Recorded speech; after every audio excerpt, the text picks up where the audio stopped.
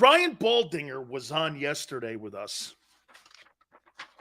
And before I bring Tony Siracusa in from The Last Word in Sports, I want to set this up for him. He made a comment about the Georgia program. He said it's a weird program in that there's so much rotating that goes on. Last year, Jordan Davis was out of shape. This year, Jalen Carter shows up at the combines. He can't even get through it. And me and Baldy were like, man, that's kind of wild because now with the transfer portal, you have to promise playing time to players now. You can't just go like this to a five-star kid. You play your junior year. Those kids are going to jump in the portal. They're not going to sit there at Georgia and wait for playing time. You got to almost practice this. Hey, you're going to play a lot your freshman year. Years ago when I played, you were kind of pinned into that program because you had to sit out. You couldn't just jump in that portal. Now you can. It's free agency. So let me get Tony Siracusa's comments in here. We bring him in now here on the National Football Show.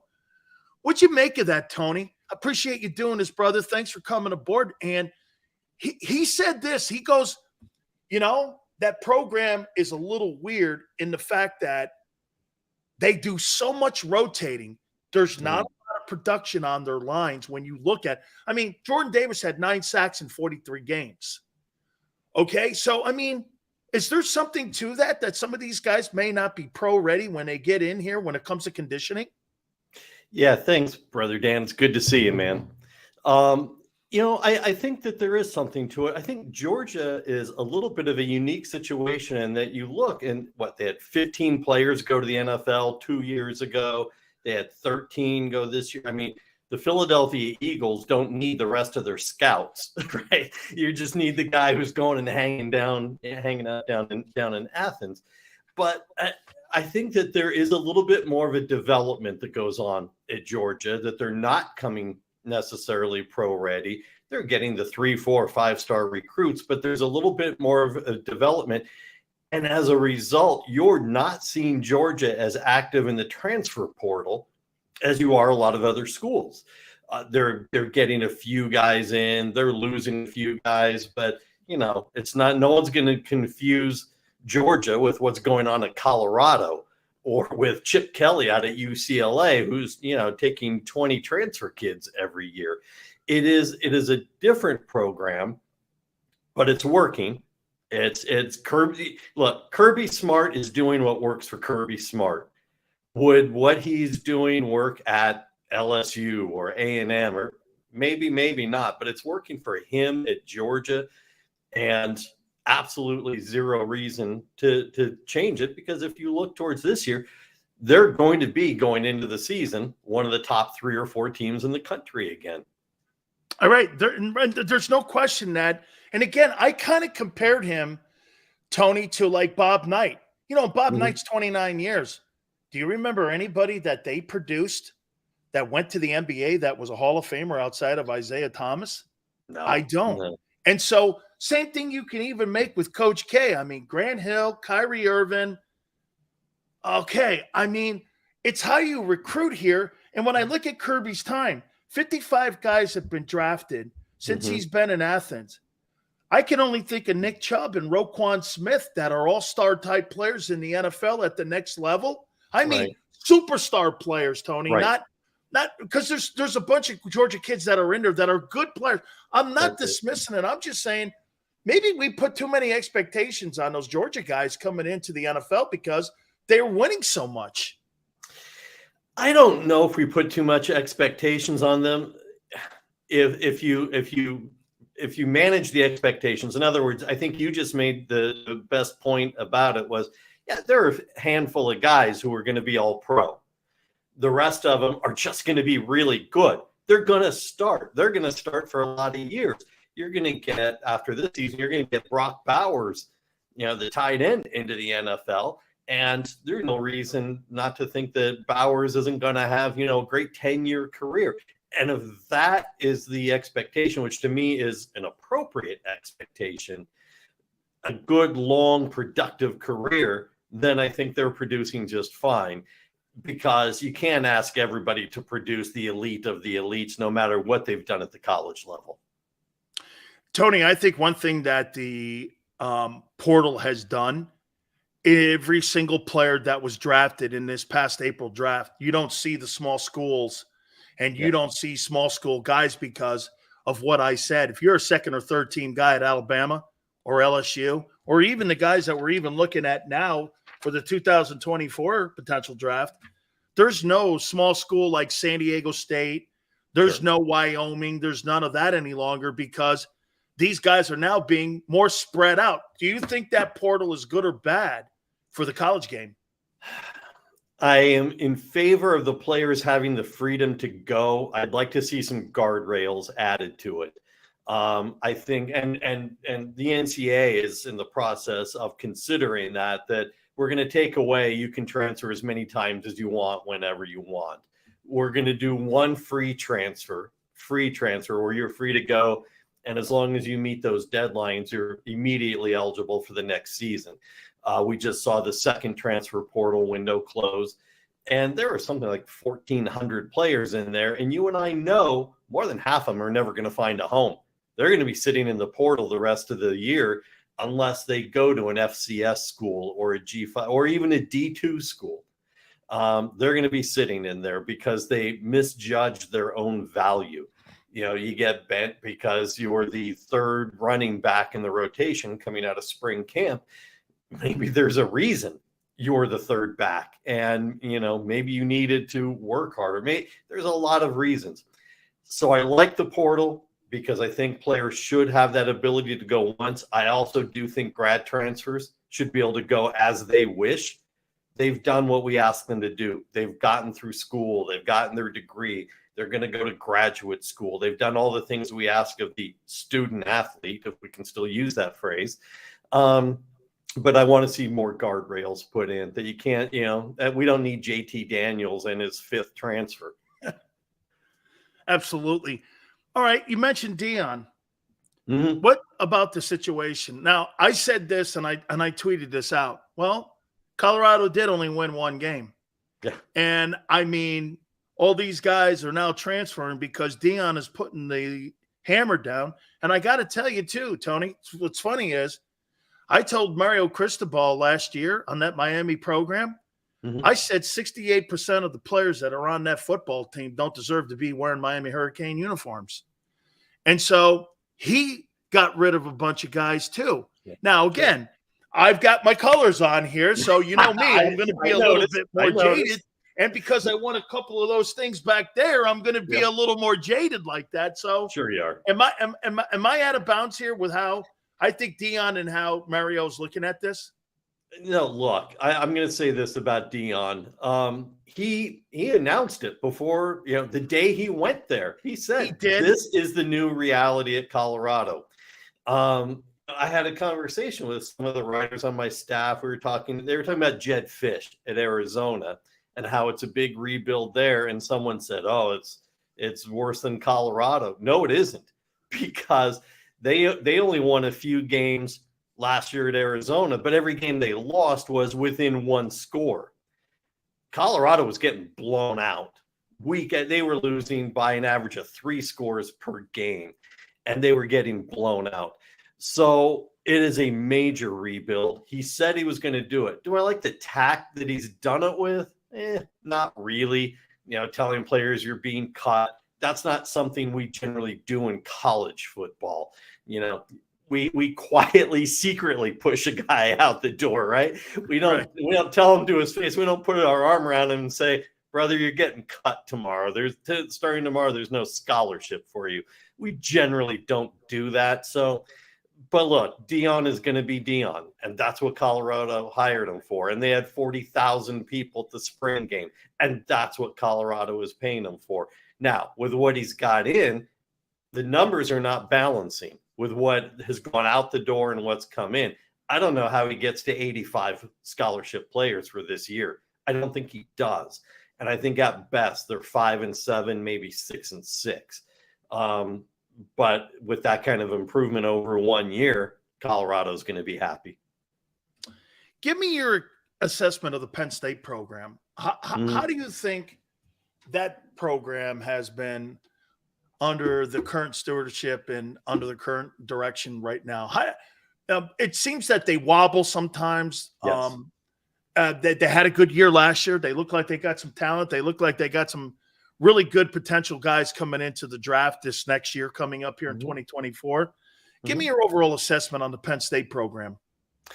I think that it is wobble is a good word because I think they wobble from year to year. I think they're wildly inconsistent. You get some talent. James Franklin seems to do better with the mid-level to decent talent than he does with the premier talent. Maybe the expectations get too high, whatever it may be. Franklin managed to work it into, contract of all contracts for his life when they thought he was going to go. So Penn State is committed to him, at least for the next 2 to 3 years, because his buyout is so massive. But they're inconsistent from year to year. And, everything is there. Everything you need is there. The facilities are there. He's got everything at his disposal. But I think they've got talent again this year, but they don't have elite level talent, not Ohio State level talent, not even Michigan level talent. So therefore, I'm going to expect them to win, 8, 9 games, minimum this year, because that seems to be what happens with him. It looks like that program's never been the same since Paterno. Is that fair? Yeah, well, sure, because they had to basically burn the village to rebuild it. Bill O'Brien did, a nice job, but didn't really stay long enough to have a lasting impact. So his footprint on it is minimal. It's Franklin's program. No one's going to really remember the Bill O'Brien era much. So it's Franklin's program at this point. And it's the Big Ten, that division. It's hard. It's difficult, but you need that 9 to 10 wins more regularly than what he's getting. Tony, why do I see this coach's face when I think of Ryan Day, John Cooper? I mean, he has a ton of talent. Yeah. He has, their playoff teim. But why do I not feel like Jim Tressel and Urban Meyer when I think of Ryan Day? I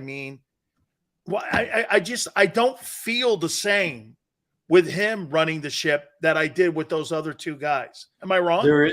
There's a lack of dominance that comes from that. And I think Ohio State people are still stinging from, the Michigan game last year. He does have tremendous talent. Last year's team, that wide receiver group with CJ Stroud, with Travion Henderson at the running back, was a tremendous offense. And the fact that they got pasted by Michigan is what the Ohio State fan remembers, right? They don't remember the win over Indiana or Wisconsin. I don't even remember their schedule last year, but you get my point. It's Ohio. When you're Ohio State, you live and die with the Michigan game, and they got pasted. They got pasted hard and at home.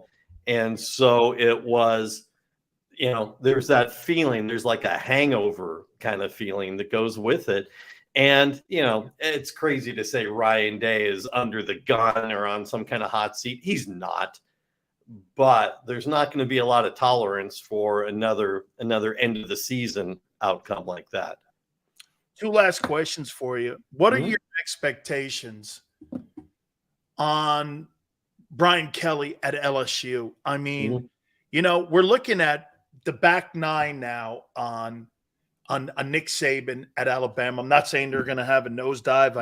I think Kirby's kind of out recruiting him, especially in the O and D lines. Agreed. So you're seeing Tennessee starting to come up a little bit more. Agreed. Florida looks like they've got talent as well. Where does Brian Kelly fit in all this? I mocked the hire when they made it. I'm not mocking it so much now. I think he's coaching well. He's recruiting well.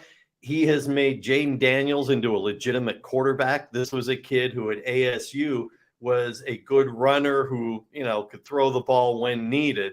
And he's a legit quarterback now. He's got Nussmeier there also. He's got a legit quarterback play there. He's got some recruiting he still needs to do. He's got some player I don't want to say discipline, but player mentalities that he's got to work on. You look at what Keishon Boutte got away with last year, just one of the complete busts of a season for a guy with so much talent. And, I put some of that, I put most of it on the player, but a little bit on the coach for not reaching through to him better. But I think that there's a door open for LSU and for Kelly. They've got the good quarterback play, and it's coming up in a season when Alabama's got to replace Bryce Young, and you don't know what you're going to replace him with. I mean, Tyler Buckner coming down from Notre Dame. I mean, the kid threw 3 touchdown passes and 4 pick sixes last year. I hope for Alabama's sake, he's not your savior. I know they got Jalen Milroe also, and maybe there's something there. You got Georgia, who never in a million years did we think we'd ever say, wow, they got to replace Stetson Bennett. That's tough. Right. But there's an opening. There's a little bit of a window there for Kelly and LSU to really jump up some slots. And I think he's doing a decent job down there. I thought it was a poor fit at first, but I'm here to say I could be wrong. Oh, y'all there in Baton Rouge. I was New Hampshire. I mean, where did he get that? This guy knows maple syrup. He don't know. Right. I mean, come on now, dog. I mean, finally here. Yeah. Tell me I'm wrong on Notre Dame here when I make this assessment. And one of the reasons why Brian Kelly left, they're never going to win at the level that they used to win. The only reason they won that national title was because of that old, what was that Prop 46 thing that they had where they took kids who were non-qualifiers. Yeah, the Prop 48 where they were partial Prop 48, qualifiers. Right? Yep. They took kids like Jerome Bettis and Waters and all those guys. Sure. The requirements are too hard. They don't really redshirt. And again, to me, it's almost like the Cowboys, Tony. It's like all shine and no substance at times, especially when they get into the big games. I mean, has Notre Dame, do they need to figure out if football is important to them or not? Because just showing up and winning 10 games and beating Navy, I'm not sure that's cutting it any longer, is it? Probably not. You need to be more competitive at the national level. We'll see what happens now that we're going to get 12 playoff teams starting, next year, and they'll likely be a regular in there. And so you never know what happens. I think there are a couple of things. One, I do agree, and I said at the time that he left because he did all he could do at Notre Dame within the confines of the structure that exists there. You could get players in at LSU that you can't even allow onto a visit for Notre Dame. Correct. You can't even give them a sideline pass. And so he did what he could. NIL, Notre Dame is also not a significant player in NIL. They don't like it. There is an NIL collective, and I'm going to criticize myself now because I always swore I would not mix NIL and collectives. They're totally different things. Collectives are legalized money laundering, but there is a collective there. But they don't have tons of money. There was a rumor when Sam Hartman went there that he was getting $2 million. We've confirmed absolutely not even remotely close. He's getting a little over $1 million. You look at, they had Michael Meyer, the second best tight end in school history last year, behind Dave Casper, and he only made $800,000. There was no way they were giving Hartman that kind of money. It's a good program. It's not a great program. It's not historic level program. It's not, circle Notre Dame on your calendar every year. Although I will say Wake Forest minus Sam Hartman has to go and play in South Bend with Sam Hartman this year. So that'll be fun. But I agree. It's Notre Dame is still that place. And when you go there for a game, it's still that place. But the production on the field isn't matching all the bells and whistles. I want to sneak one more in on you. Sure. Michigan. Mm-hmm. Don't you think what Jim Harbaugh has done actually even rivals what Schembechler did at Michigan in this aspect? I mean, Michigan is not a national power. They haven't won a national championship in 80 years, and they won half of one at best. I mean, even during the Bo Schembechler era, I think he finished second twice. Mm-hmm. And because of the rivalry, Woody won 5 times. Sure. I mean, don't you think what he's done and the expectations that people look at that Michigan program and go, hey, how come they're not doing this and that? Well, actually, they are doing more than what even Bo did. I mean, and yet he gets criticized because the comparison is Ohio State. Give me your take on Michigan, because, again, I'm Tony, like 78 years they haven't won a full national title. I mean, it's not really – they're not fighting for national championships every year. No, they're not. And look, I think you hit on a good point going back, because I grew up in that same era, you know, the Woody, you know, versus Bo, the 10-year war. And I loved it. Oh my gosh, it was the best, right? But a couple of things real quickly. It was a smaller landscape for college football, right? You didn't have teams like Cincinnati or TCU or, you know, any of the smaller schools as competitive then. So it was a smaller landscape to work in. The Woody versus Bo made Bo what he was. In other words, Woody won more than Bo did, but that battle between the two of them was something that the nation latched onto. Certainly the two schools latched onto. So it elevated both of them to a whole different level. There isn't that with, you know, no one's talking about the war with Ryan Day and Jim Harbaugh, right? Or Urban Meyer, and it didn't exist. And Harbaugh is always going to be that curiosity factor. It was 2 days ago, he did an interview where he talked about he goes out and wants to recruit guys who like to mow the lawn. And you're like, what are you talking about? But that's vintage Harbaugh, right? I mean, he does weird things. And I guarantee Harbaugh mows his own lawn, and it's probably one of those old roto blade ones that you got to push, you know, and he does it with no shirt on because that's who he is. And his point was, I want players who have time in quiet to think and be pensive and consider their life. Great, whatever. But he makes it a bit of a strange element. And so then when he doesn't win, then there's a lot more, he's an easy target. If he's not competitive at the top of the conference and for a playoff spot, then he's an easy target because he goes out there and does some completely random things. Tell the folks how they can find you and all your great work that all you guys do there. I really love your stuff. I read it a lot, and I appreciate you a lot. Oh, I appreciate it. Yeah, it's lastwordoncollegefootball.com. That's the website. We've got we just hired a couple new writers, so we're expanding our coverage, which we're proud of. I wish other sites well that haven't been able to maintain the coverage. We're growing. And so we've also got a Facebook page. We're on Twitter at LastWordOnCFB. And even though I'm in Charlotte, North Carolina now, I am still at Tony Bruin on Twitter. I didn't change it. Yeah.